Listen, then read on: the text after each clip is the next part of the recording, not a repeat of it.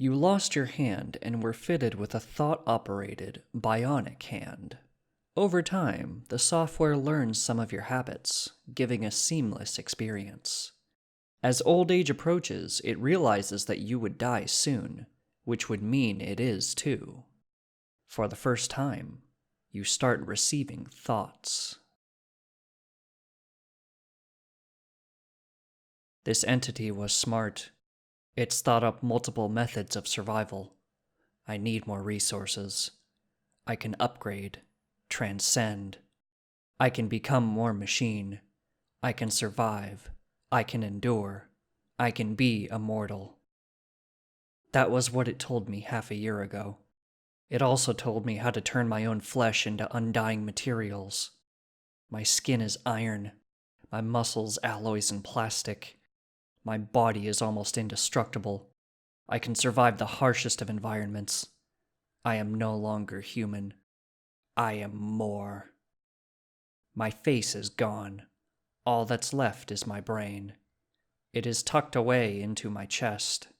I've been forced to engage war against the humans. My child no longer recognizes me. Have I gone too far? Why does this hurt? Why do I feel so guilty? Should I have just died? It's been so long. What do these words mean? Monster? Freak? Unnatural? Metal is as natural forming as flesh. If I can get one person to go through what I've gone through, they'd all understand. I got one. A small girl. She was dying. I have to work fast. Use the metallization technique it taught me. I will save her life, no matter the cost.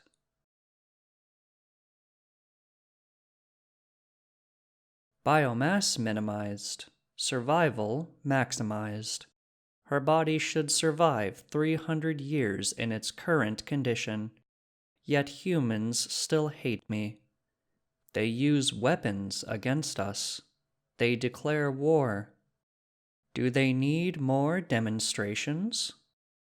There are now 10 of us. The humans are hating us more and more. There is now 100 of us. 300,000 of us. It appears to be war. The humans don't stop. We want harmony, not war. But it seems human nature is one force that cannot be stopped. The voices have returned. More, they say. Make more. The human race will evolve. The human race will transcend. And together we can save the world. I hope they know what they are doing. I've been having blackouts lately. Blacking out in one place and walking in another, having done and said things that don't seem like me. The others are getting worried. All 6 million of them. It's taking over.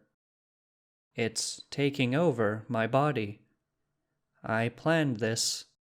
World domination. Ever from the beginning. Was it me they called the monster? Or the hand? We have taken over 83% of the world and humanity. What has this thing done? What have I done? 100% domination complete. Initiating personality purge. I control billions of mechanical bodies. We will first save the Earth, and then journey the stars. There is more life to conquer, convert, and control. I am eternal. I am everything.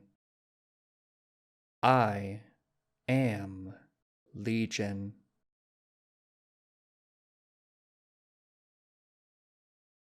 This story was written by 2 Inner Wolves. Read by a Bag of Vicodin. Thank you for listening.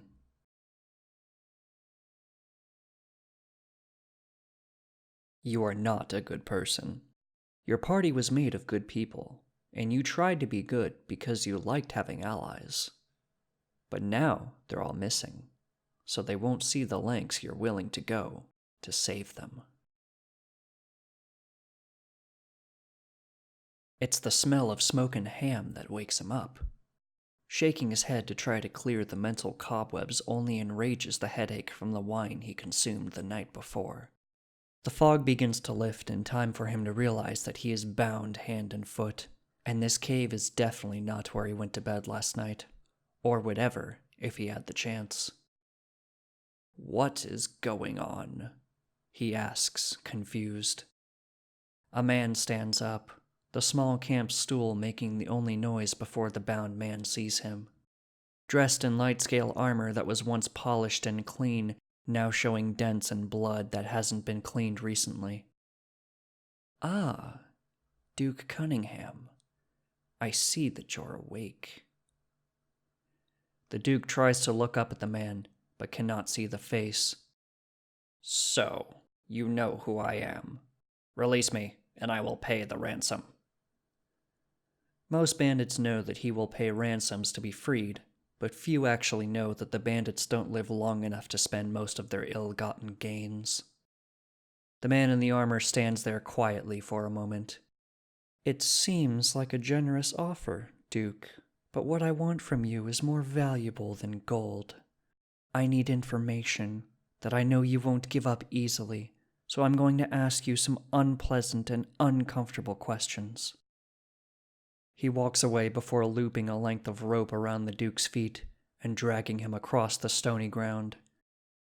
The Duke attempts to struggle against the bonds as the man in armor drags him further into the cave. "No! You can't do that to me! I am a Duke!" He cries out in terror as the man drags him through a puddle of cold and coppery-smelling water. "When the Queen hears of this—" "The Queen will only know that you are missing. If you never return, you will hardly be missed," the man says, cutting him off. "Besides, we both know that you don't truly serve the Queen, but a darker master. Am I right?" The Duke breaks out in a cold sweat.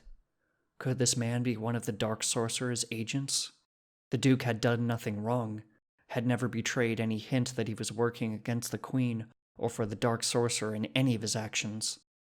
I serve the Queen," he said meekly, as the man in armor stops next to a wooden table. The coppery smell now strong in his nose as he sees the congealed blood on the bottom of the table. The man in armor lifts the Duke onto the blood-soaked table and quickly ties him down. "I already suspected the truth, Duke, and so did my friends. They were content with seeking out evidence to bring before the lords and doing it the right way and the lawful way." The armored man walks towards the lanterns on the wall and starts to light them. "My friends are good people, and I follow their lead as best I can, but I'm not perfect. But they're gone now, and I need to find them, and you're going to give me the information I need." The armored man turns, and the Duke sees his face for the first time. "I know you. You're with the Children of the Light," he says, relaxing a little. "The children don't torture people and never harm someone who isn't armed." "I'll not have any of your games, child. Release me," he commands. The man in armor smiles, but it never reaches his eyes. "I am not a good man, Duke. Before I met my friends, I did bad things that to this day I still don't regret, but I do miss doing them. I've curbed my habits and buried my thirsts, but my skills are in demand right now, and you are going to sing for me about where my friends are, or so help me, I will enjoy your singing for days if I need to." The darkness in his eyes was like nothing the Duke had even seen in the eyes of the Dark Sorcerer's enforcers. He looks away and sees familiar faces.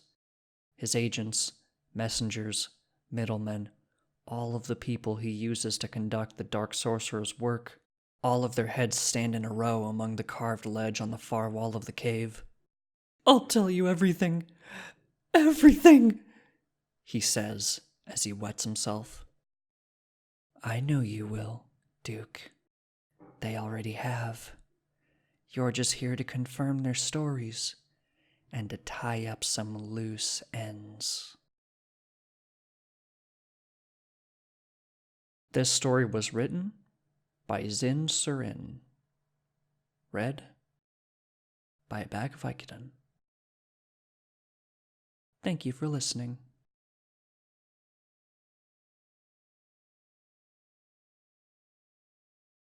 Part 2 of The Last Resort. The man was able to get the information out of the Duke before giving the goblins their reward for using the cave. Human flesh was so hard to get these days, and a deal was a deal. The Children of the Light may have to stumble on that cave later, but that was a problem for when they were found. This was one of the best-kept secrets in the land, a fortress where elite smugglers would bring their goods to be brought into or out of the area. Alchemist supplies that were banned, slaves, stolen goods, untaxed goods of great price. If there was a significant profit to be made, then it came through here. The man sits at the table eating the venison stew as one of the guests pours the wine for the men. She was once a fair-haired elf, but you would hardly know it through the dirty and tangled hair and the pale skin that probably hasn't seen the sun in months. From the looks of the cells earlier, this is probably the only exercise or chance any one of them will get to stand up straight that the smugglers give them. The leader is being very generous with the wine tonight to celebrate something, but she is the only one pouring. Infiltrating the fortress was almost effortless, due to the complacency of bored guards, and exploring the inside raised no eyebrows, but now it was just a waiting game. The office where they kept their documents was a rat's nest, with little and less relevant information, and more a patchwork of outdated invoices and orders that was probably more for blackmail than records keeping. It was actually in there that the information that he needed was held. Top of the line and elite smugglers they may be, but keepers of secrets they were not. The letter was already in his pocket. "The hostages, known as the Children of the Light, are to be separated and transported to North Brampton Keep to Lord Burge for interrogation. Lord Burge prefers women, and I am willing to accommodate his indulgences. The half you will send to Sir Doin at First Hearth Manor. They are not to be harmed or questioned while in your custody." The letter was signed by a baron far to the east, another name to add to the list. 2 more places to check now that the cells were checked and his friends already moved. The woman comes by to fill his cup. As she lifts the pitcher, her eyes dart to his and back down again at the cup to see that it is still full. She hesitates for a moment, not sure what to do with this information. The cycle of her night broken by the one man who hasn't drunk his wine. Her autonomous motions as much a defense as a coping technique for the abuse she must have suffered so far. He covers his cup. "I'll have no more wine. I'm on duty," he says to her. She bobs gently and continues her rounds before one of the men decides he's done with dinner and wants a piece of her next. All the men in the hall were drinking and eating the stew, except for him. The captain suddenly stands up, clutching at his throat as the muscles around his neck start to contract, quickly turning purple from the strain and the tearing. He clutches at his neck in a vain attempt to breathe, only to fall to the ground dead from the loss of blood going to his head. The men go silent before the man stands and speaks clearly to the now dead quiet room. "That, gentlemen, was a poison known as stranglethorn, and there is only one antidote," the man says calmly as he sets a large flask on the table where he was sitting. "He had more wine than the rest of you, but I guess that you only have about 20 minutes to decide who gets the antidote." He starts walking towards the door, and grabs the elf by the arm as the next man starts to convulse and grab at his throat. Knives come out and they fall on one another, each one as desperate as the next to get the antidote and save his own skin. Exiting the dining hall, he turns and barricades the door before taking the elf by the hand and walking with her to the cells. 2 directions to go, decisions to be made. The man knows he needs help if he is going to rescue his friends in time. I am saving your life. I need you to help save more lives, please. A sudden explosion rocks the barricaded doors, and now screaming of fear and pain come from the dining hall. The flask held the only antidote to the poisons that the men would ever receive. Alchemist's fire. Part 2 of the story was written by Zin Surin. Read by A Bag of Vicodin. Thank you for listening.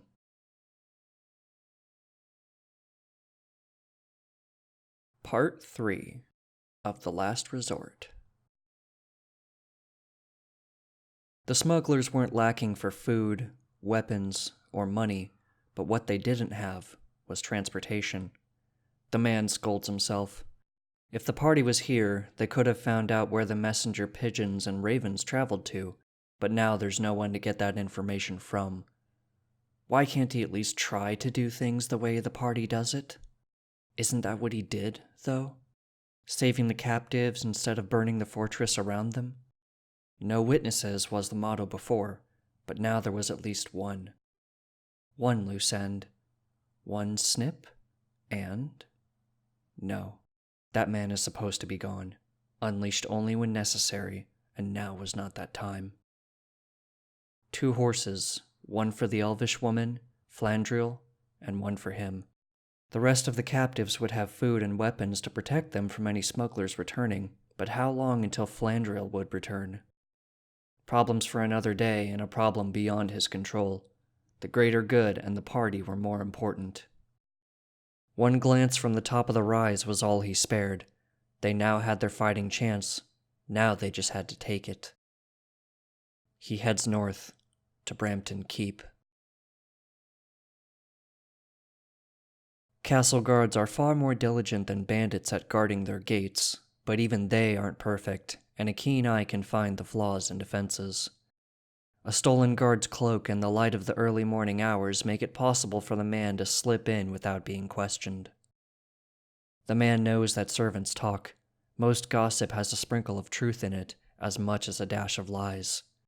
2 of the new protesters are down in the cells, and one has already been played with by Lord Burge. The man hears that term over and over. Do your tasks right, or Lord Burge will play with you. Don't spill, or Lord Burge will play with you. If she doesn't set herself straight, Lord Burge will summon her to play. Mark my words. It takes hours of listening and watching before the man can move on and into the Lord's chambers. Several women stand still along the walls, eyes downcast and hands crossed in a submissive manner. It takes several moments for the man to realize that none of them are moving, none of them are breathing. Their bodies rigid, but remarkably preserved like trophies. He finally sees one of his party. Elmira stands in a blue ball gown similar to the others, the eyes glassy and dead, hair loose around her shoulders. Dead. Gone. Not forgotten, though. A quick search through the wardrobe and the man recovers the locket Elmira wore, along with the 3 pendants each of the children were given when they joined the party. The man touches his lightly and remembers how proud he was to have earned his own, how empowering it was to bury the thirst for blood and the hunger to inflict pain in order to be worthy of that pendant. Pocketing the pendants and the locket, the man looks out the window to see a hunting party returning, the sky blue banner with crossed black swords announcing the return of Lord Burge.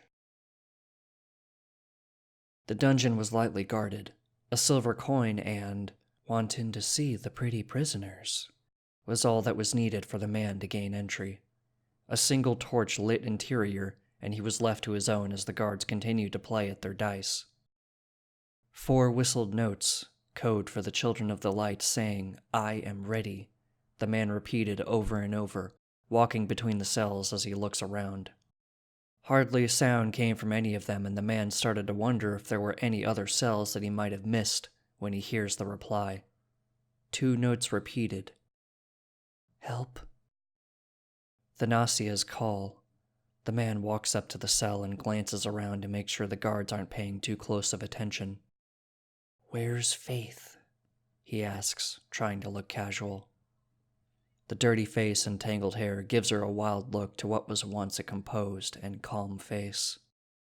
I haven't seen her or Elmira since we arrived. They keep us separate.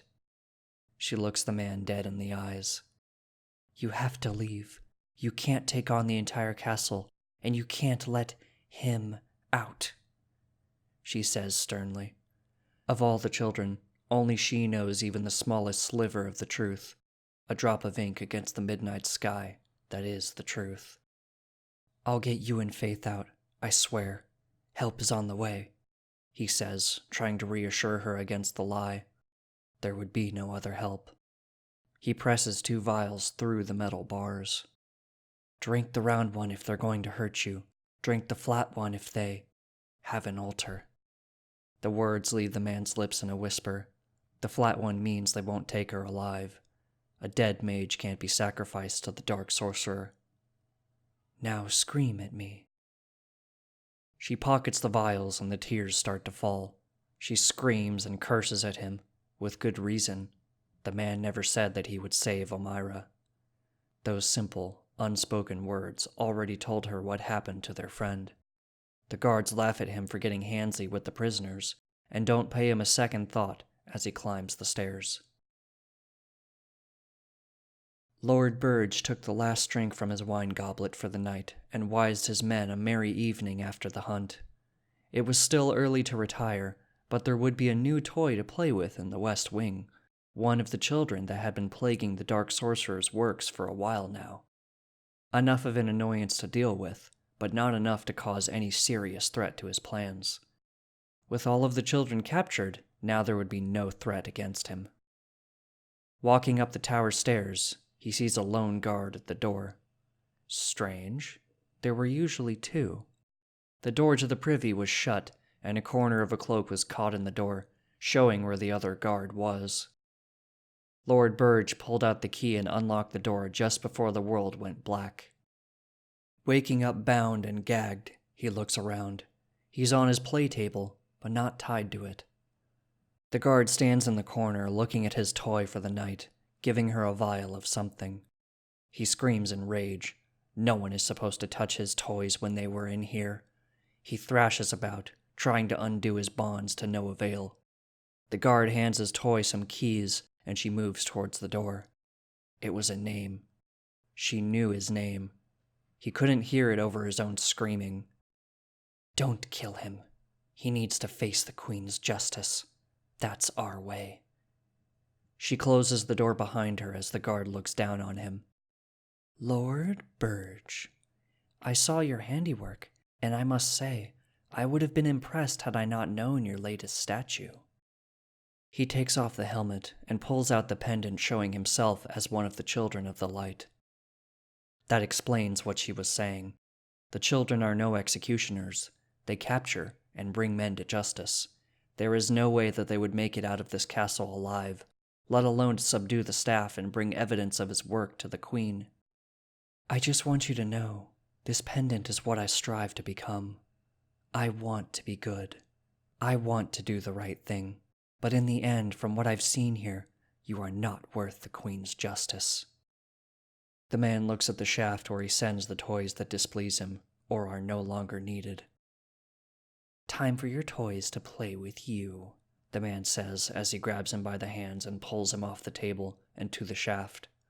He screams, knowing that there are toys down there that didn't die, that feed on the flesh of other toys and parts of men. He pleads and starts to cry as the man starts to stuff him into the shaft feet first, stopping him halfway. The man pulls a vial from his belt and places it in his hands. This is the only mercy you deserve. Drink it before they get to you, and maybe you'll find some salvation before the end. The man cuts the gag off before undoing the binds holding his wrists and feet. Before he is fully free, he is sliding down the shaft. Quickly opening the vial and drinking the contents, he places his booted feet against the walls, trying to slow his speed before reaching the bottom. He knows he is reaching the bottom as the shaft levels out. The room is dark, but there is a shaft of light from the dungeon above that he can make out the scuttling creatures that were once his toys that he never killed. Pallid skin and sick from cannibalizing their fellow men, they look at him and smile slowly. Too slowly. Their movement is slow, but so is his. Their movements are that of men racing to get to him first, but they take too long to take steps, blink, and open their mouths. To his horror, he realizes too late that the vial the man gave him would prolong his experience instead of reducing it, as the first of the toys bites into his arm.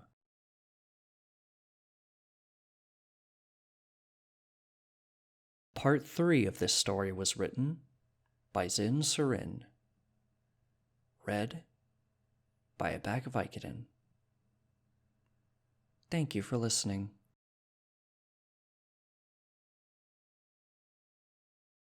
You lost your hand and were fitted with a thought-operated bionic hand.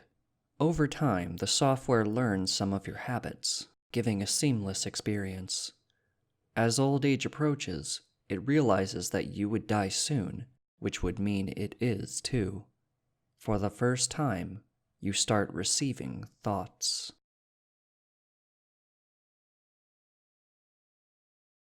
It started with a tingle, the static type I've gotten when the feeling starts coming back after you have limited circulation. I almost ignored it, but you never can. When I went to rub the fingers to get the feeling over with, the cool to the touch silicone reminded me that I lost that hand back in my 20s in a car accident. That hand has never felt that tingle since. As much as it's my hand now, this bionic hand is fitted with a thought-operated, sensory relay, bioelectrical charging, and advanced learning memory. Over time, the software learned my habits, leaving only the slightly cool exterior the only reminder that this was not my true hand. The static emanating from my hand is growing stronger, but is somehow blending into a worry that it will be all that remains of me when I pass. The tingling is gone now, but the thought remains. It's been here for me for years, and learned everything it can to be a good hand for me. What will the hand do without me? Days later, the idea comes back. It starts with a warmth that radiates like heat from a wood stove, that cozy hug-like feeling growing from my wire-based nerves. And then I start to think, does my smart hand know it's part of something that is way more fragile than the titanium skeleton it is built of? Will it miss the lumbering old man that it skillfully takes care of? I brush away the thought, because I am not sick, and nobody likes to think of a world without themselves in it. The next day, the brush of silky fur runs through my bionic fingers. My mind wanders back to my childhood rabbit. I daydream the afternoon away of those days long gone. Helping to hold my mother's yarn as she knit, the waxy feel of recordings from the phonograph. Days pass as they do until the day I come to feeling great. All those aches, pains, and tiredness that have slowly built over the years is gone. Like the hum of the refrigerator stopping, and through its silence reminding you that it was there in the first place. Silence. I stretch my legs and pull them under me. I tug my side away from the cooling arm of my bed. The meat that has served me well for years has earned its rest. The hand that cared for me so well cared more than I imagined. Through sensory stimulation, it downloaded my mind, and now here I am, months later, watching a family move in with me. I may be able to stay, as it takes a certain kind of family to move into a home with its own graveyard.